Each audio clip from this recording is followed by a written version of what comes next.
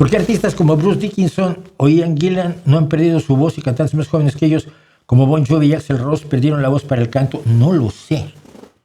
Hay gente que tiene enfermedades concretas. Una de las mejores voces que ha existido en la historia es Linda Ronstadt. Hace mucho se retiró de cantar porque tiene una enfermedad, ¿no? Axl Rose a mí nunca me gustó. Esto te lo voy a decir. Pero Axl Rose es una persona que se ha dado una mala vida. Y mala vida no es solamente las drogas. Mala vida, ¿lo has visto? Por favor, parece Jabba the Hutt con bandana. Bon Jovi, no sé cómo esté cantando.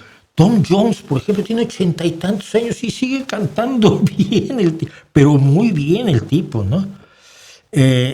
Ian Gillan, no lo sé, pero Ian Gillan es un artista de la voz, no es solo, o sea, Bon Jovi es un cantante.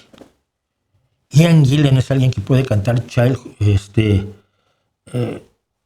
¿cómo se llama? Child in Time. Es decir, es un privilegiado y es superestrella y cantó de todo de una manera maravillosa. Y ahora a los 80 años está cantando muy bien, ¿no? Supongo que en parte es genética y en parte, en algunos casos, es enfermedad y en otros casos es maltratarte, pensar que vas a durar para siempre. Y hay muchas personas que por edad se adquieren ciertas características, la voz de viejecito, ¿no? Y esa pues no la vas tú a poder hacer nada al respecto. La empieza a tener, por ejemplo, ya a los 80 y tantos años de edad, Paul McCartney. Paul McCartney empieza a sonar ya como persona mayor. Ayer oía yo ¿cómo se llama? A Edgar Winter. Con Billy Strings. Edward Winter tiene 80 años y Billy Strings tiene 30. Haciendo los dos Johnny B. Good, que no es de hace 50 años, sino es de hace 70. El Johnny B. Good de Chuck Berry.